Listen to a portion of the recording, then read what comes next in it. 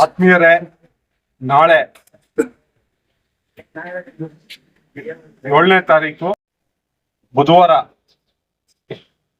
ಕೋಲಾರದಲ್ಲಿ ಕೋಲಾರ ಜಿಲ್ಲಾ ಭಾರತೀಯ ಜನತಾ ಪಾರ್ಟಿಯ ವತಿಯಿಂದ ನಮ್ಮ ರಾಜ್ಯಾಧ್ಯಕ್ಷರಾದ ಶ್ರೀ ವಿಜೇಂದ್ರರವರ ನೇತೃತ್ವದಲ್ಲಿ ಜನಾಕ್ರೋಶ ಯಾತ್ರೆ 10:30ಗೆ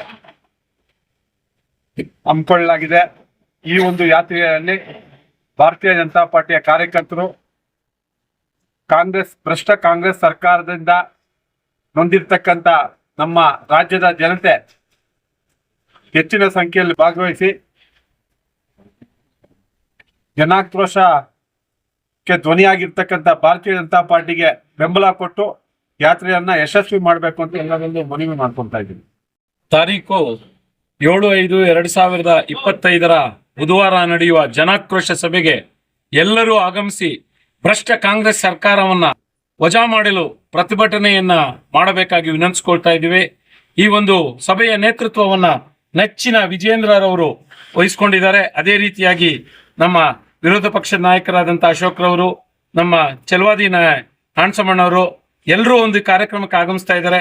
ನಮ್ಮ ಕೋಲಾರ ಜಿಲ್ಲೆಯ ಬಿಜೆಪಿ ಒಂದು ವಿಜೃಂಭಣೆಯ ಒಂದು ಹೋರಾಟವನ್ನ ನಾಳೆ ಮಾಡ್ತಾ ಇದೆ. ಅದನ್ನ ಓಂ ಶಕ್ತಿ ಚಲಪತಿಯವರ ಮತ್ತು ಡಾಕ್ಟರ್ ವೇಣುಗೋಪಾಲ್ ಅವರ ಜಿಲ್ಲೆಯ ಮುಖಂಡತ್ವದಲ್ಲಿ ನಾವು ಈ ಕಾರ್ಯಕ್ರಮವನ್ನ ಶ್ರೀನಿವಾಸಪುರದಿಂದ ಯಶಸ್ವಿಯಾಗಿ ನಾಳೆ ಭಾಗವಹಿಸ್ತಾ ಇದ್ದೀವಿ. ಸ್ನೇಹಿತರೆ, ಶ್ರೀನಿವಾಸಪುರದ ಈ ಒಂದು ಪೂರ್ವ ಸಿದ್ಧತಾ ಸಭೆಯಲ್ಲಿ ನಾನು ಭಾಗವಹಿಸಿದ್ದೀನಿ. ಏನಿವತ್ತು ಸಮಾರೋಪಾದಿಯಲ್ಲಿ ನಮ್ಮೆಲ್ಲ ಜಿಲ್ಲಾ ಮುಖಂಡರು, ಮಂಡಲ ಅಧ್ಯಕ್ಷರುಗಳು, ನಮ್ಮ ರಾಜ್ಯದ ಅಧ್ಯಕ್ಷರಾದಂಥ ಸನ್ಮಾನ್ಯ ಶ್ರೀ ವಿಜೇಂದ್ರ ಯಡಿಯೂರಪ್ಪನವರ ನೇತೃತ್ವದಲ್ಲಿ ಈಗಾಗಲೇ ಸುಮಾರು 28 ಜಿಲ್ಲೆಗಳಲ್ಲಿ ಅಭೂತಪೂರ್ವವಾದಂಥ ಜನಾಕ್ರೋಶ ರ್ಯಾಲಿ ಯಶಸ್ವಿಯಾಗಿದೆ. ಆ ರ್ಯಾಲಿ ಇವತ್ತು ಕೋಲಾರಕ್ಕೆ ಬರ್ತಾ ಇದೆ.